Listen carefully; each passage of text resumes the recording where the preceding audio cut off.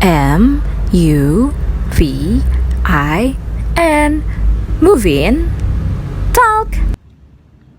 Hai, Movin Crowd. Balik lagi di channel Movin Talk. Dan di episode sekarang ini masih video solo gue. Hai, gue Hening. Dan kemarin di episode sebelumnya, di video sebelumnya, gue sudah membahas tentang band-band yang patut dikepoin dari Korea Selatan.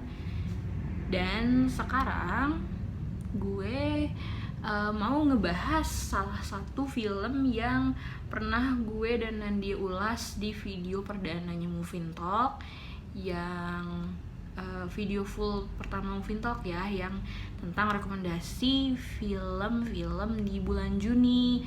Nah, dan bisa tebak film apa?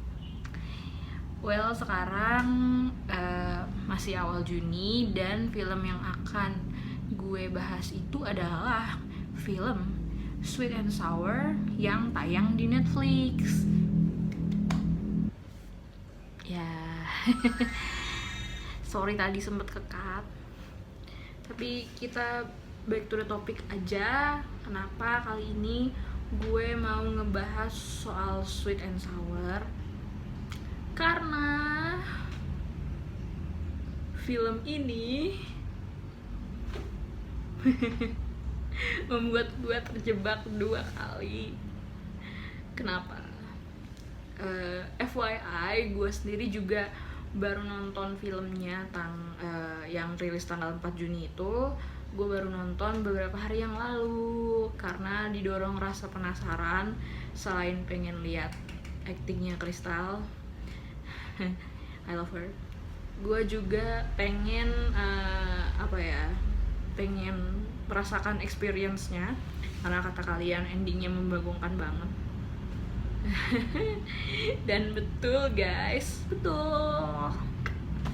Terus cuman yang menarik, dan ini makanya kenapa gue bukan sekedar review filmnya, tapi gue juga pengen ngasih tahu buat kalian yang mungkin belum tahu, atau ya mungkin udah tahu tapi ya udahlah ya.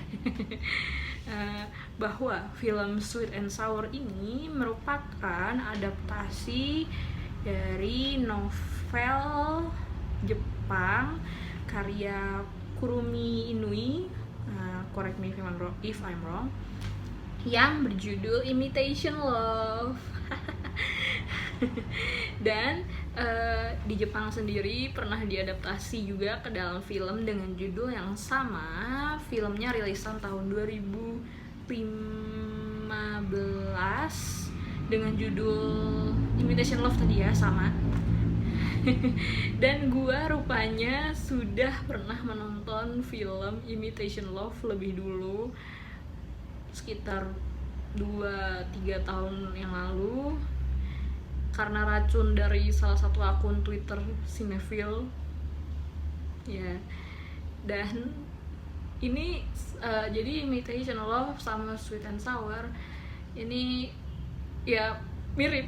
Pantesan gue ngerasa deja vu pas nonton film Sweet and Sour. Sorry ya kalau nanti gue agak spoiler. Oke, mari kita bahas lebih dalam. Jadi Sweet and Sour ini, seperti yang sudah gue sempat obrolin di video pertama Movin Talk, bercerita tentang kisah sepasang kekasih, yaitu yang seorang laki-laki bernama, panggilannya di film ini adalah Hyuk, yang diperankan oleh Jang Kyung, dan pacarnya yang bernama Daeun, diperankan oleh Chae Soo-bin. Daeun ini adalah seorang perawat di rumah sakit, dan si Hyuk adalah karyawan yang bekerja di perkantoran. Nah, ini pada awalnya kisah cinta mereka fine-fine aja, sweet, sampai suatu hari Hyuk diminta bosnya untuk ditransfer kerja ke perusahaan yang lain yang lebih besar. Disinilah Hyuk kemudian berkenalan dengan karakter bernama Boyong yang diperankan oleh Mbak Crystal Jung. Nah, jujur di sini gue salut sih sama karakternya Boyong. Maksudnya bukan salut karena apa-apa ya, tapi karena karakter dia nih personally buat gue menghidupkan ceritanya sweet and sour banget. Tipikal bukan karakter orang ketiga yang nyebelin sih, tapi justru orangnya tuh polos banget, bahkan menurut gue lebih polos dari Daan. Jadi ya itu skip aja lah pokoknya ya. Nah jadi tadi setelah si Hyo kenal sama Boyong, terus mereka awalnya sih rival ya, karena di perusahaan gitu mereka pengen dapet attention untuk mendapat penghidupan yang lebih baik. Namun ternyata seiring berjalannya waktu mereka ada ketertarikan satu sama lain gitu aja deh. Terus nanti ketahuan sama si pacarnya si Dan, maksudnya kalau Hyuk ada ketertarikan sama Boyong, terus mereka ribut, boom, langsung ending yang pip membagongkan. Nah ya menarik ya, gue sih suka plotnya, ringan, gampang dicerna, menurut gue pribadi cocok deh ditonton kapan aja ya. Untuk film Jepangnya sendiri yang berjudul Initiation Love, ceritanya masih berputar di yang sama ya tentunya. Menceritakan sepasang kekasih yaitu Mayu-chan yang diperankan oleh Atsuko Maeda, mantan member AKB48, dan pacarnya namanya Suzuki atau Takun yang diperankan oleh Shota Matsuda.